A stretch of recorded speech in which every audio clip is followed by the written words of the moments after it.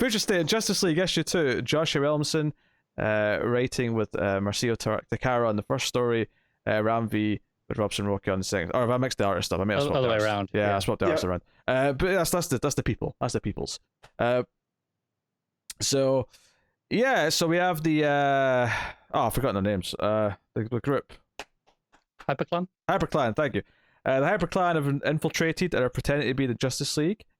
And this is the story of the real Justice League. And by real Justice League, John's team with Yara Flor and Joe and all the rest of them. Basically learn their lesson that they should know who each other are, and that the reason why this was able to even happen is because they don't know each other well enough. At least not all of them. Clearly, part of this, and we kind of talked about this in the first issue, that clearly pairs of them do kind of know each other a bit more than the letting on. And that kind of becomes a focus here where they kind of reveal, hey, I know you're really you because you usually do this, and I know you're usually really you because you would never say that.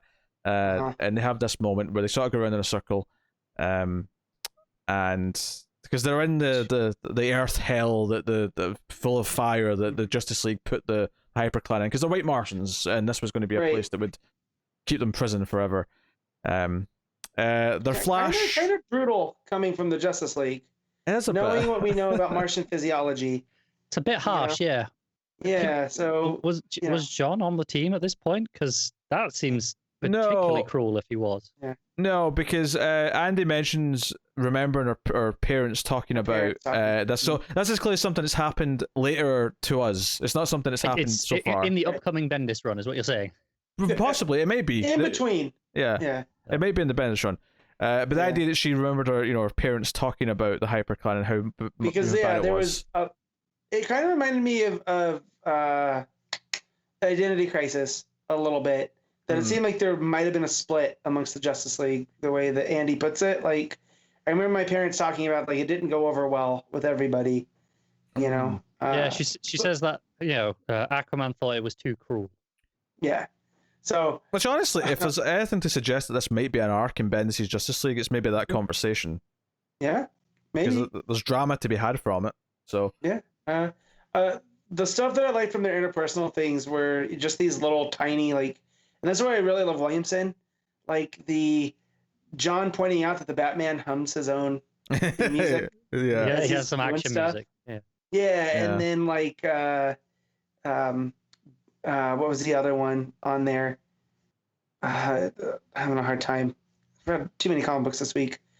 Or towards the end where Andy's like, only one person calls me princess. Yeah. Well, the one I really liked is so their Flash basically runs them out of this place with Speed Force. Bro, don't have to explain shit. But they're fighting the Hyperclan, and they're all sort of duplicating the Justice League. So it becomes this: okay, we have to figure out if we're fighting our real friend or we're fighting the duplicate, the Hyperclan member who's pretending to be one of the other Justice League members. And my favorite part of this is when Joe makes two of them say, "Hey, did I tell you tell me who my first relationship in the Enduring City was?" Yes, and they basically say, "Oh yeah, we remember that," and it's one of those long names from her book that we always joked about. So of course, who could forget a name like that? And Joe's like, "Yeah, I never talked about this. The only way you could know that is if you read my mind. Therefore, you're white Martians." Blast. Boom. Got him. And I thought it was really interesting that her construct that she fights them with is the Flash and Batman that we're familiar with. Yeah. Which that was the other thing I liked is they talked about that Joe only uses certain constructs depending on her mood. Which they get more elaborate as she gets cocky. Whatever it was. Oh, is it cocky? Right. And so we know from how her ring works, right? That the ring's kind of fueled by her versus the central power battery. So I like that little layer there that Williamson kind of threw in. That was the other one. And then the other thing to do with the Hyperclan is that the leader is very determined to just, revenge, whereas the others are kind of like, we're kind of getting used to just pretending to be the Justice League. It's like, we could just be happy here. Fun. Do this. People like us. Yeah. Yeah. They're worshipping us like we're gods. We could just keep doing this. But of course, supervillain gonna supervillain. Eventually, Batman shows up and flamethrowers the leader to stop him from enacting his plan, and they agree to all go to dinner together and actually get to know. And the end of the book is them saying, okay, who should we invite to join the Justice League? And we get a page of a bunch of potentials. I think that's Tim Drake there. You got Guardian and Mr. Miracle, Miss Martian. Lobo's daughter or whoever she is. Josh, I think. That was the one that made me go, oh, please not her. It's fine. Who's that at the back? Don't know. I actually is that maybe the Wonder Girl, Wonder Woman? Oh, Nubia. Maybe it's hard to tell. It's because it's only unless it's like a grown up Naomi or something like that with different hair. But that's maybe. Because that's who I thought it was. Because it's hard to tell. It's just a face. It's just a face, yeah. So we're going basically on. It's a black woman with long hair, but yeah, I think I appreciate this story. You know, it felt like it's an actual two-parter with an ending. We wrapped up the hyperclan thing. It had an arc of them learning that they need to trust each other a bit, but then it has this epilogue that clearly sets up. Okay, there's going to be more of this somewhere. I don't know. I mean, Williamson mentioned he's got books haven't been announced that are later in the year. Yeah. Maybe this is part of that. If he's doing the follow-up, makes sense. I can see it not continuing as well, bizarrely. I think this actually kind of works. It's just a nice, like, this just like will expand, and here's some of the characters growing up that might be the expansion. I can see it working as just a thing. Or if he never gets to write Justice League again, he gets to write a roundtable, right? Yeah. Like, if we weren't getting other Future State books continuing announcements over the last month or so, I would probably not have leapt to this. But given that we are, and we know that they're quite happy to just do some more stuff just the fact too that they've made a big deal about this new Flash not being from this Earth, right? That's true. That's a mystery that's still to be unraveled. You're right. Yeah, so it almost makes me wonder if there's more just there, and because the Flash and time travel, you could do a story in the future where he'd get to touch on it, versus just a whole series. I could see that. Yeah, I mean, obviously, like, there's a lot of potential for a lot of these books to continue. This is the one that had an ending, though, that felt like this could just be like a two-part that never comes back to. Yeah. This could totally just be the last thing that's a little hopeful kind of, continuation thing. Roka's art, mostly perfectly pretty solid. Yeah, nifty. I really like that last page. Yeah, I was gonna say there's some wonky stuff and the action's good, but like that last page where they're all sitting together at the table, like eating, almost it's kind of the Avengers movie ending, right, with the shawarma. Weirdly, I feel like that's the big page in all of this, and they're just sitting there, and I think that's the best work. But I remembered the other moment I really liked is that when they're starting to like bond a little bit in the middle of the fight, or before they come back, and one of them reveals their name. I'm, I mean, I don't know if it was Joe, but I'm Joe and you are, and Batman just goes, too soon. It's like, I'm not doing it. Not ready for this. But he does have his cowl down at the end of the book, so clearly he has gotten to that point where he's and open. And she calls him Jace. Yeah. Which, again, it's going to be really interesting to see this transition, because obviously there's still some books and solicits calling him Tim. And we have, other books like this calling him Jace. So I don't know where in the timeline that transition takes place. Well, there's that, and on the fact that the solicit for the digital first book says that he's older than Luke, which I didn't realize. Because they called Luke his younger brother. So there's a whole bunch of mystery to this guy. Yeah, so he has to be quite old here then, compared to the others, because, Andy's just a baby in present day, and he's actually functioning as Batman at the same time as an older Bruce, and, because we saw them interact. So. Right. I mean, if we say Andy is in, her early 20s at this point. Yeah. So give it to add 20 years from now. And we don't know how old. Luke's got to be mid-20s at best. And if he's older...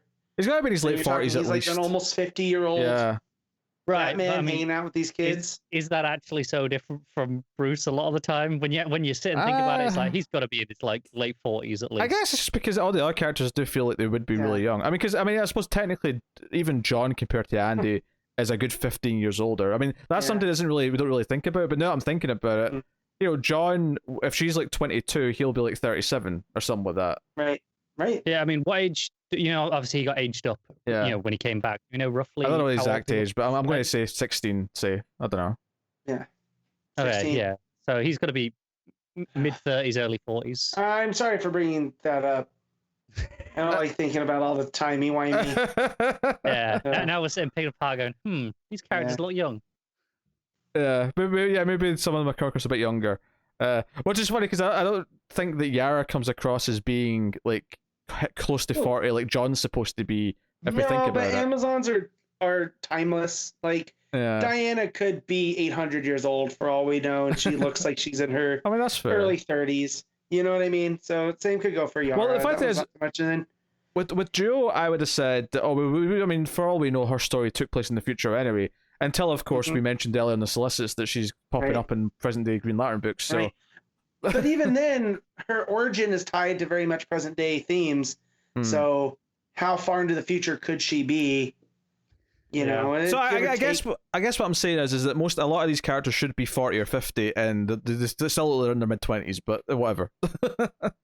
Yeah. So just don't think about it. That's what I do. Yeah. Good advice. There you go. So that's the main story. Matt, what are you giving Justice League? I'm gonna give this one an 8. Connor? I'll give it a 7. I think it's perfectly good. 7.5. I'll split the difference. And then, of course, the second story, the backup story, is the Justice League Dark story, with Ram V and Marcio Takara. I have to confess, I looked at the first page of this and went, nah, I'm not feeling it. Oh, man. I was about to ask if you read it, because I was like, I'm not sure if you would. Because I wasn't super into the first part last month, and then I looked at the first page or two of this, and I just went, you know what, I'm good. So you two take it away.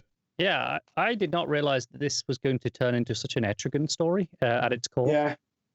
Well, and then looking at the solicits too, not to do this too many times in this one book, but it seems like this is his team that Ram's going to go with.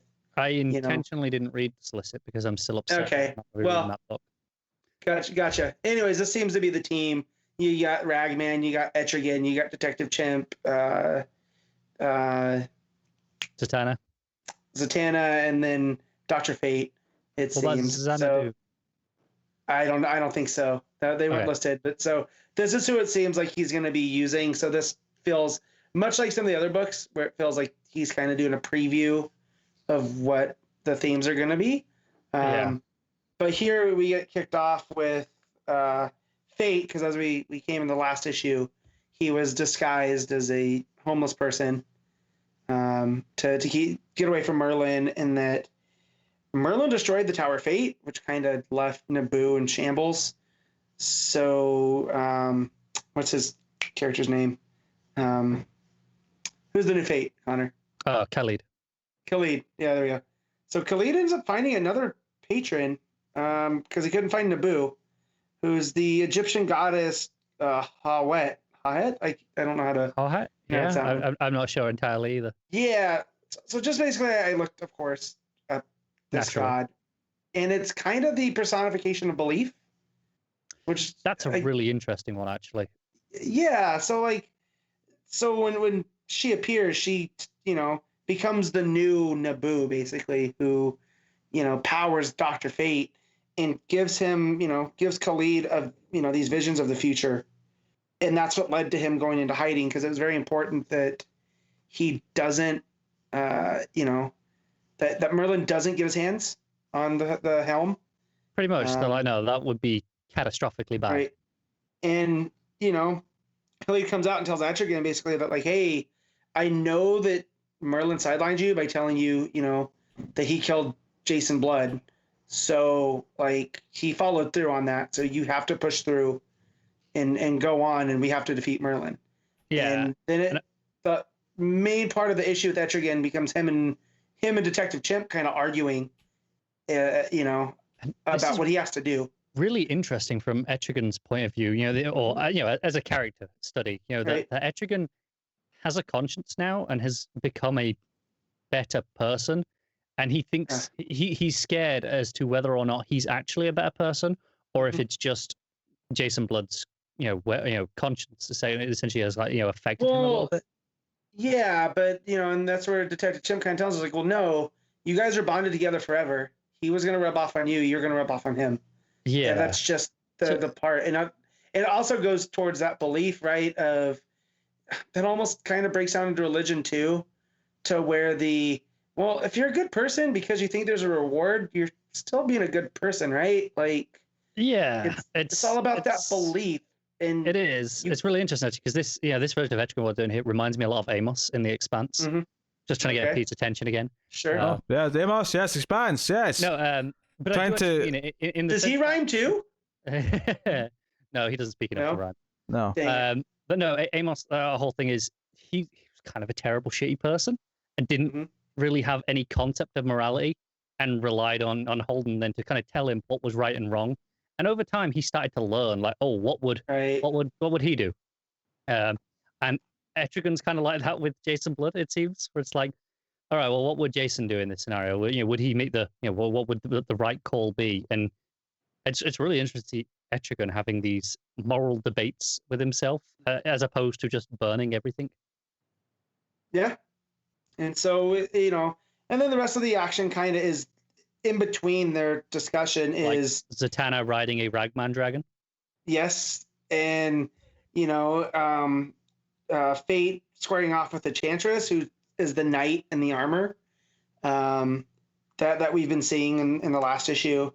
And, Constantine, ends up talking with her about, and with Zatanna about Wonder Woman, which I think is a nice tie to the previous Justice League Dark. And again, about how Wonder Woman basically had the power to be whatever she wanted, yet she chose still just to be herself. Because there's a line where he goes, she could have been many things, a warrior, a god, a witch, a queen, but she chose to be herself. And if she were here, she'd say, and then basically the summation of this fight, which leads Merlin to them. And, they're on the ropes before Etrigan shows up. And come to find out that Jason Blood isn't dead. And he has an angel sword. Yeah. Probably from Zuriel, right? I'm assuming so, yeah. Yeah, and runs Etrigan through, Yeah, and this is the bit where, Fate steps in, where, because Jason is going to just, execute murder him. Etrigan. He's got him down. He's about to, take the head off. And, Fate steps in and blocks it. And it's here where Khalid has a word with Etrigan that I think is where this is going to tie into the run going forward. Because Etrigan's pretty pissed because he's like, hey, you told me that Jason was dead, but clearly he's not. And Khalid kind of leans in and says, tells him, remember, past actions may yet be influenced by the future that you've seen. So there's this idea that going forward, is Etrigan going to remember these events and try and change the outcome? Because that's really interesting as to how this is actually important to the run rather than just being a two-issue thing. And I should say, I did some as you were talking to more about that goddess, the Egyptian goddess. It's also the god, and it's kind of the Egyptian representation of the infinite and eternity, right? So you couple that with the belief, and I think you're onto something. Where now Etrigan being kind of this almost interdimensional being, right? He's not bound to exact timelines. Yeah, being a demon. So yeah, it's interesting. I thought it was kind of funny. They had a Khalid, Dr. Fate, obviously, spinning the Doctor Strange line from Infinity War. He's like, I've seen all these futures. I've lived all of them. There's only one future which we win, and this is not one of them. Right. It was kind of an interesting statement. Yeah, definitely. You could tell Ram V was having some fun with that. It was very intentional. Yeah, and so, basically he offers himself up to Merlin, which, he was told, you can't do. But with that seed now planted into Etrigan. He's banking on Etrigan making sure this future never comes to pass in the first place. Right. And so he goes off with them and leaves the Justice League Dark. And that, where there's magic, there's always hope. And I'm really glad you told me what this this new goddess is, being belief, because the idea that he's putting this belief into Etrigan of like, no, I believe you're going to avert this future. Right. Is a really interesting angle to take. It is. Yeah. Ramvi is very good at what he does thus far. Yeah. So but yeah, so Art's pretty decent. It's dark in some parts, and I mean that, like heavy, Really inks. heavy inks. Yeah. And and it plays with that. This is very fantastical. I mean, you got Enchantress in this. Not really Lord of the Rings armor, but it did remind me of Sauron from what we've seen. I get where you come from. It's the shoulder plates. Yeah. So, if the last one was kind of a little bit more horror with what was going on and them looking for fate and whatnot, this definitely leaned more into the fantasy, which I think is a nice balance for this book. And so the art here really leans into that. You have an angel sword running a demon through. Yeah, it's a lot of variety. You got that first page with a Khalid like in Egypt, looking out, like doing the the adventurer pose. Yep. And then you've got Zatanna riding a goddamn dragon. Yeah, wrapped in the Ragman wraps. You know what I mean? Like it's pretty great. cool. So, but yeah. So you rate it. You go first. I want to see where you're at. Okay, fine. I'm gonna have an 8.5. Oh, this is a blast. All right. I was too. I hate lining up with Connor, but I'm really sad that I'm not going to be reading Justice League Dark for a while. I mean, you can. I mean, I'll read it in trades, but I'm not paying. Was it $5 for 10 pages of story? But how do you know it's 10 pages? You didn't read the solicit. It could be each half. No, Ramsey tweeted about it. It's 10 pages. Oh, damn it! I thought I had you. It's 10-page backup every month. I'm not paying $5 for a 10-page. Don't worry, Matt. I've got a feeling that a patron may someone's step gonna in. make him. Yeah. Well, if someone wants to make me read it, I'll gratefully read the backup. I'll do it. Oh, trust me. Trust me, they're not going to pay you to read the backup. They're paying you to read the main story. Whether you want to also read the backups, up to you. Yeah, I was going to say, what if they tell them that... At that point, I will then read the backup, obviously. Yes. Yeah. I'll do that of my own free will. It's almost like a backhanded favor in a weird way. Yeah, in a way. All right. Future State, Superman, Wonder Woman, issue 2. Dan Waters writing with Leela Del. You gotta read the whole issue. Sorry. Pete doesn't read half a book and he just slacks off. Yeah. Read the whole issue. I'll read the whole issue. Yeah. I'm gonna give this an 8.5. I'm gonna go a little bit high just because it's thoroughly enjoyable. Connor? I'm gonna go with the 8 overall. I think the first half drags it down a little bit, obviously, but I do really like that back half. Well, I read the first half, so my rating stands. 7.5.